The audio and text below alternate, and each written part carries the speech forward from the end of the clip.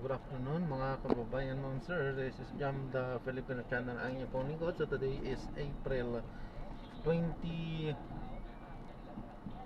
2026. At tayo ngayon ay papunta dito yan sa may ano to? Rema Sunshine Street. Dito yan sa Tandang Sora, Quezon City, at dadalhin po natin sa may Los Martinez Street, San Jose, Poblacion Nabutas. Okay, magbabalik po tayo mamaya. Pag nakakuha po natin sila. Disclaimer lamang po, content po natin ay kalsada at hindi ang passenger. Kaya naman saka naman po na may marinig kayo mga pangalan ng lugar, pangalan ng tao, pangalan ng organizations, government o private man yan, ay wala pong kinalaman ng channel na ito. At wala pong pinapatungkulan. Lahat po ng pinag-uusapan dito ay pawang dito lamang po yan sa loob. At wala pong pinapatungkulan sa labas. Babalik po tayo mamaya po pag nakuha po natin sila.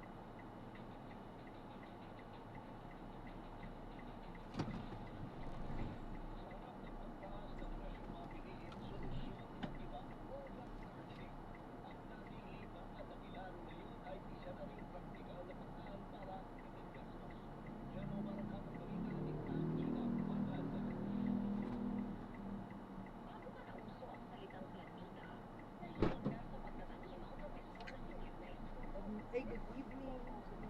Yes, okay na po. Teka, hintay mo ako. Oo!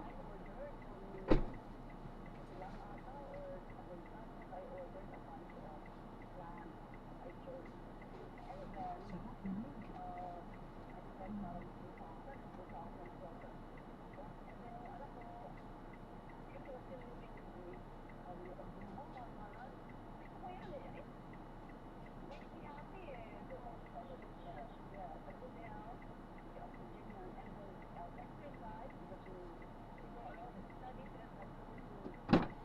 Harap ka na?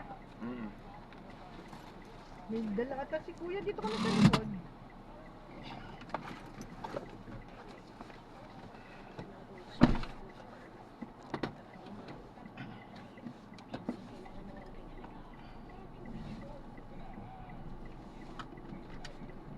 Ba't walang labas doon? May ID po akong iniwan sa ID. Sayang, no? Diretso na dapat dyan.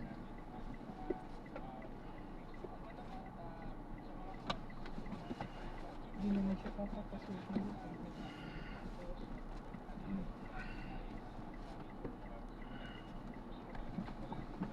Iniwan mo yung susi.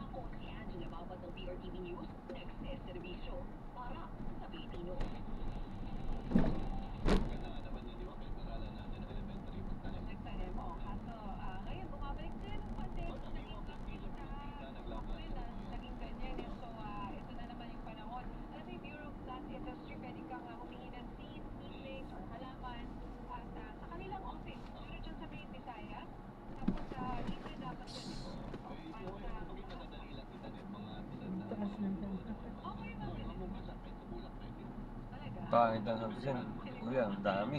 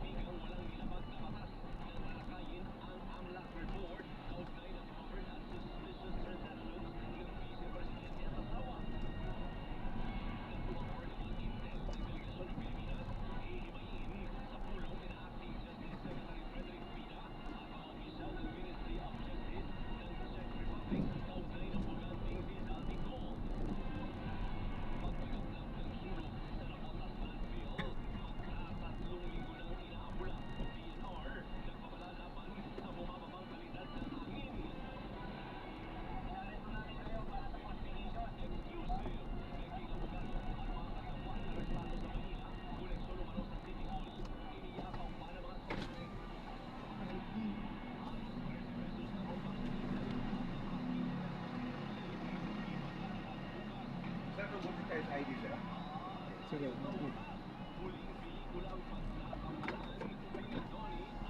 Ano daw sabi?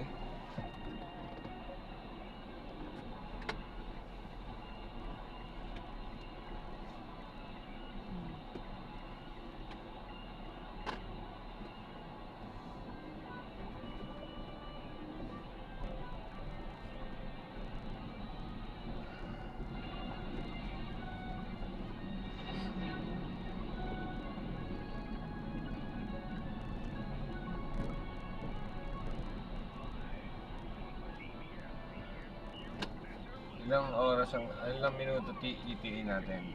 7:30. 7:30? 30 ata. Ito, subdivision din to. Opo. Oo. Papasukin kaya tayo. Hindi, sige. Okay lang yan. Dito Dapat na ituro ko pala. Doon ka dadaan sa ano eh, no? Sa bandaan nito, sa... Munyos. Hindi ko po, sinusundan ko din lang po. Hindi ko kapisado. Hindi naman sa ano. Congressional yung turo ko. Oh, yan. Kung congressional dyan. Tama. Mrs. may Gcash ka? Bakit? Pambayad? Wala. Kulang po. Hmm? Kulang po. Magkano yan? Nagpapasend ako kasi kayo eh. Kanino? Kaya ate. Ba't sinabi mo kanina?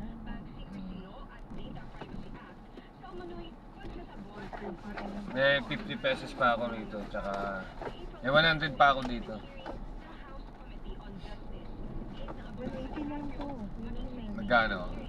Kulang pa?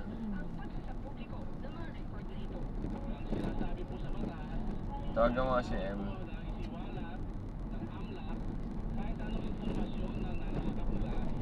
Sino tatawagan ko? Silang dalawa, kahit sino sa kanila. Sabi mo, nag-message ako.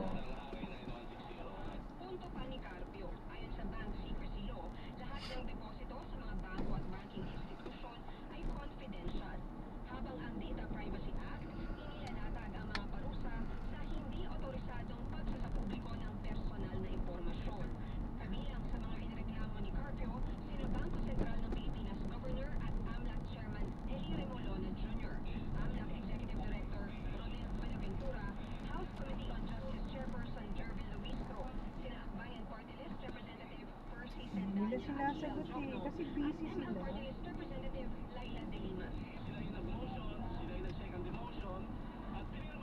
Eh, Carlo. Naniniwala si Carpio na propaganda at harassment ang layo ng paglalabas ng detalye ng bank transaction reports nilang mag-asawa mula 2006 hanggang 2025. Dahil anya, nakasentro lang dapat ang impeachment proceeding sa panahon na ni Vice Presidente si Duterte mula 2022. Reklamo pa ni Carpio, hindi sila kailanman pumayag na ipubliko ang mga nasabing impormasyon Hello? at sumulat pa siya sa AMLA. Hello? Hindi mo, Martina.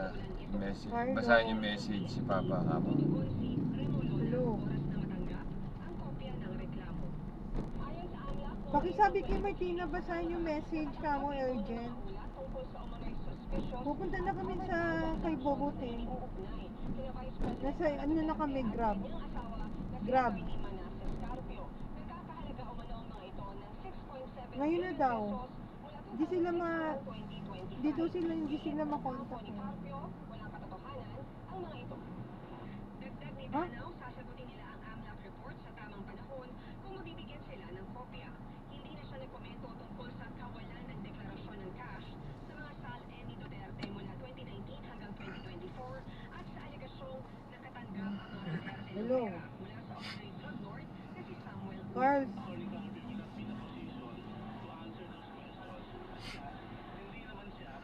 Una nang ibiniit ni VP Duterte na wala siyang ginawang irregularidad sa kabila ng mga akusasyon. Bubuksan naman ng Committee on Justice ang kahon mula sa Bureau of Internal Revenue hello? na Okay naglalaman na? ng tax return nilang mag-asawa. Ipagbibigay alam ito ng kampo ni Carpio sa korte dahil may isinampa na silang kaso laban dito. Ayon naman sa palasyo, karapatan ni Carpio na maghain ng reklamo. Victoria Tulad, ABS-CBN News.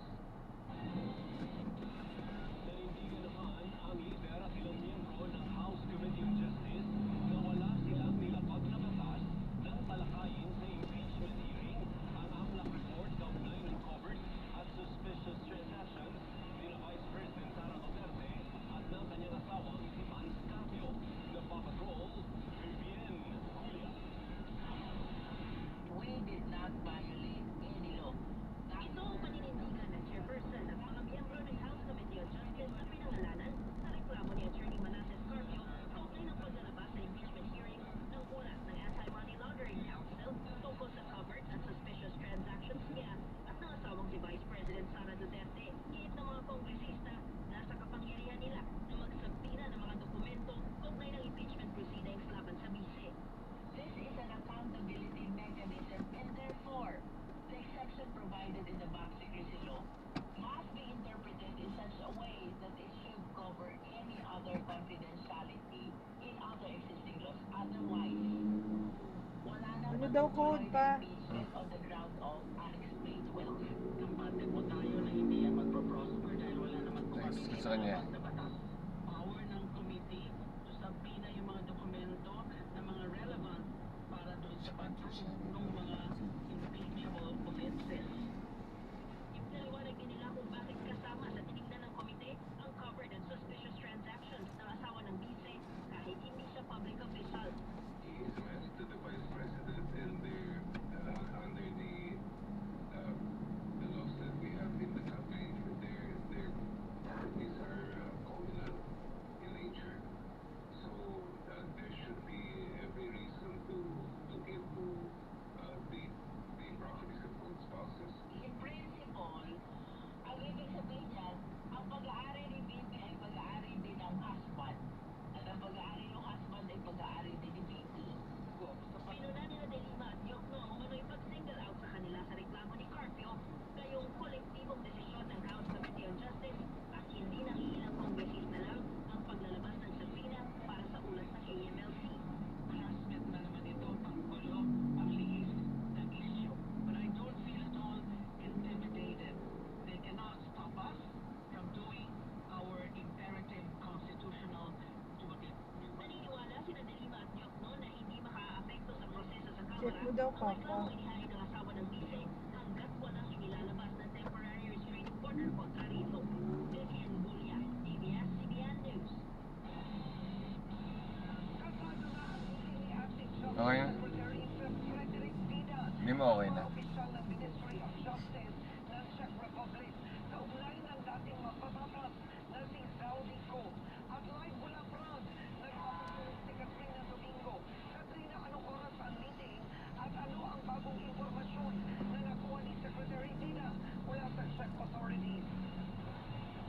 Karen, alas 2 ng hapon oras dito sa Prague o alas 8 naman ang gabi oras dyan sa Pilipinas inaasahan na magsisimula yung pagpupulong ni Justice Secretary Frederick Vida kasama ang mga opisyal ng Czech Republic. Ayon kay Vida, tatalakayin at hihimayin sa sa pagpupulong na yan yung mga detalye o tinatawag niyang workable intel na natanggap ng Pilipinas tungkol sa mga huling pagkilos o activities ni Zaldico dito sa Europa.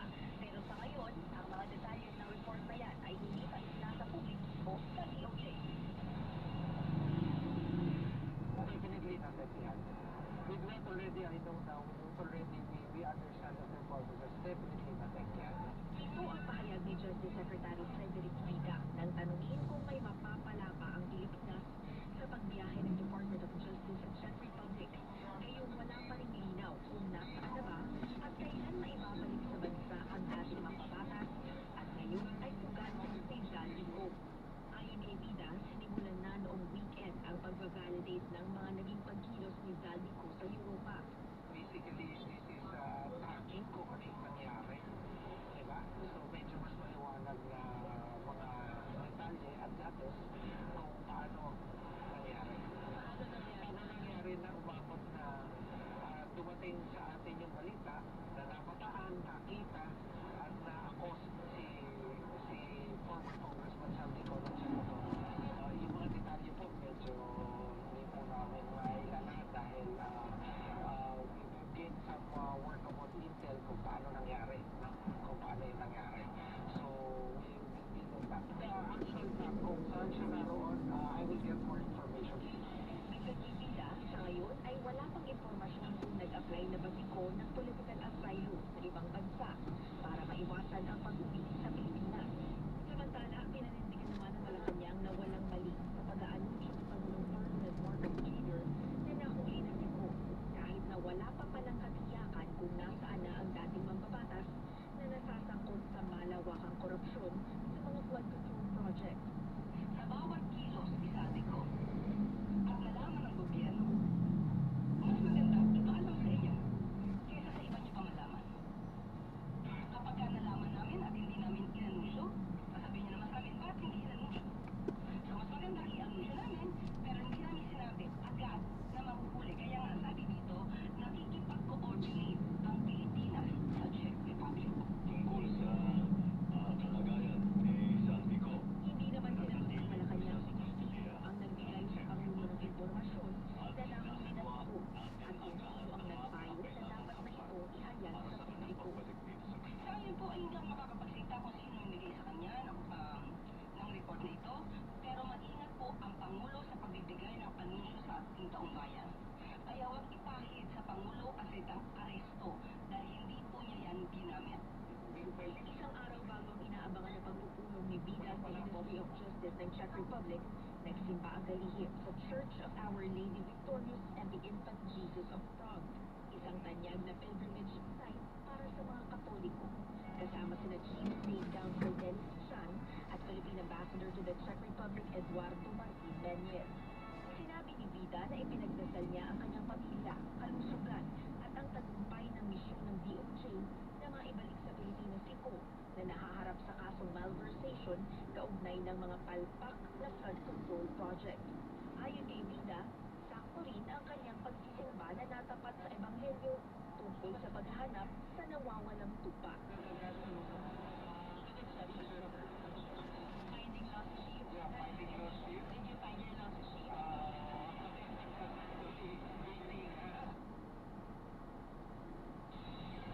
Karen, mamayang alas 6 ng gabi oras dito sa Prague o alas 12 naman ng madaling araw oras dyan sa Pilipinas inaasahan na magkakaroon ng press conference si Justice Secretary Frederick Vida para i-report kung ano yung mga napag-usapan nila ng kanyang mga Czech counterparts mula sa Ministry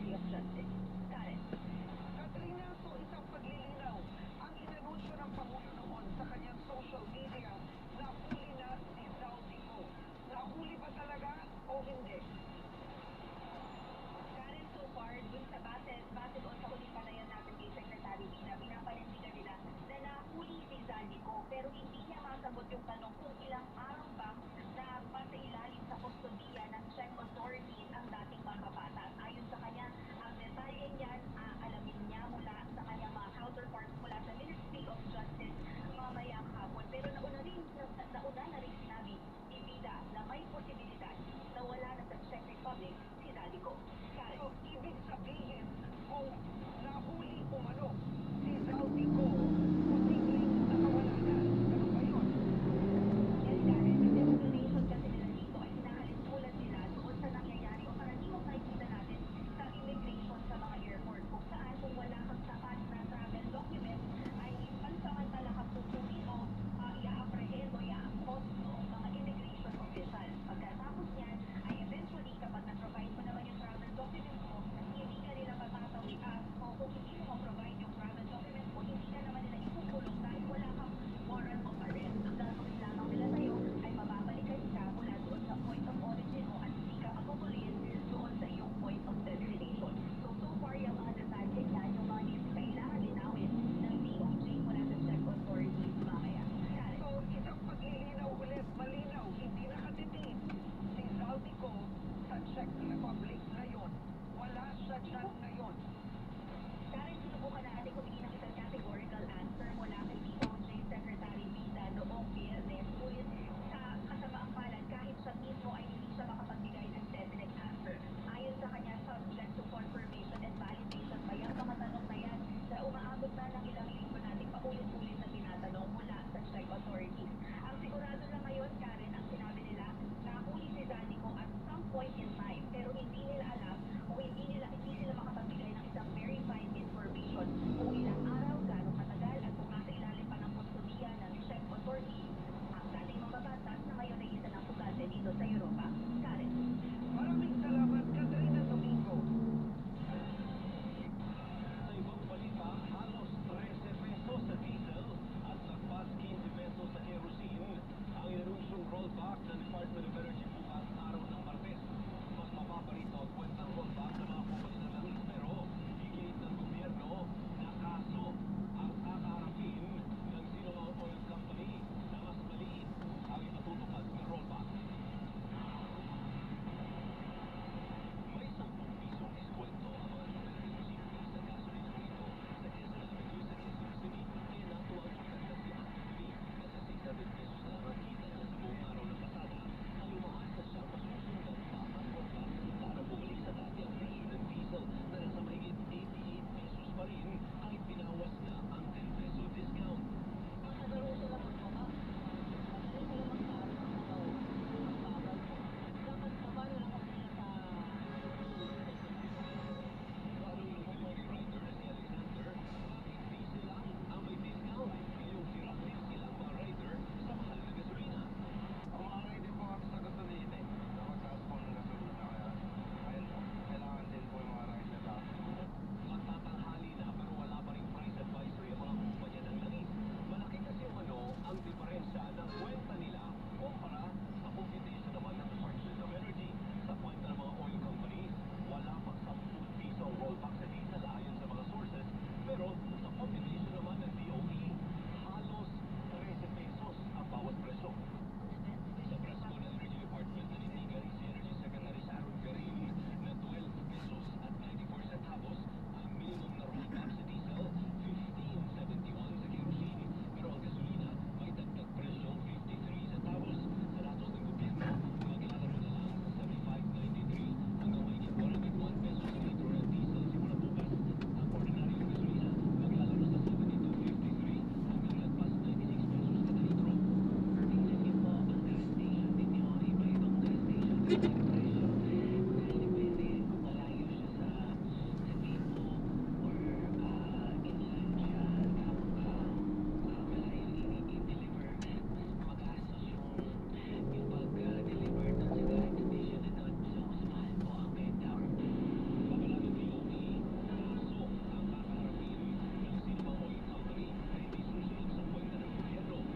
If there's unjustified na hindi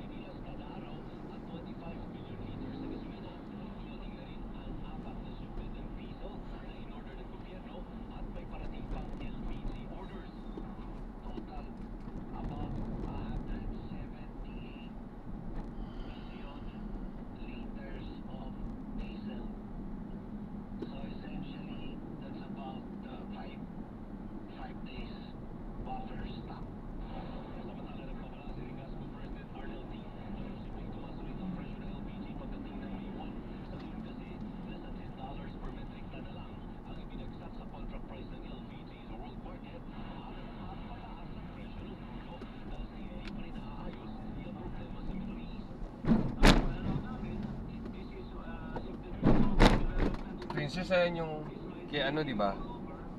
Yan, sino yan?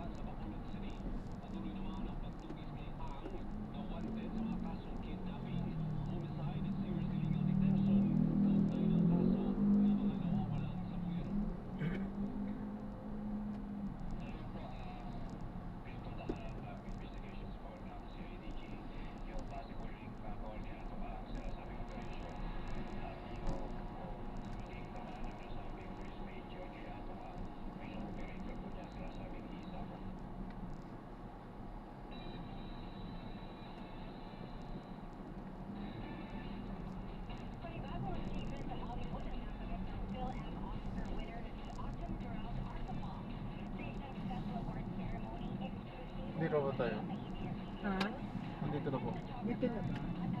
Wala ba? Dito na daw sa... Ito na yung pupuntahan natin. Ito na po. Dito lang po tayo sa labas po. Ito ba yung church? Yan na yun. Ako. Bayad ka na ba? Mm. Layo pala nito. Ayoko na. Na-drop na natin sila. Kainis, ka-traffic, ang layo. Tapos ang baba ng pumasahe. Yung mga discount kasi. Malaki yung freight. Ay, Diyos ko. Ano?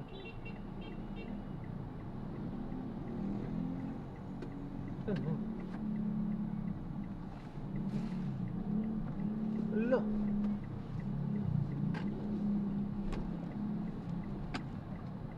Ala. Hindi pwede ito. Hindi pwede ito.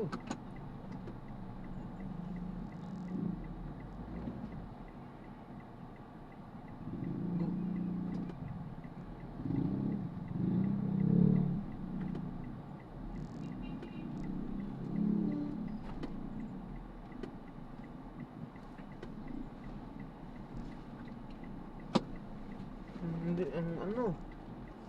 kalsadang hindi maganda. Ay, sus.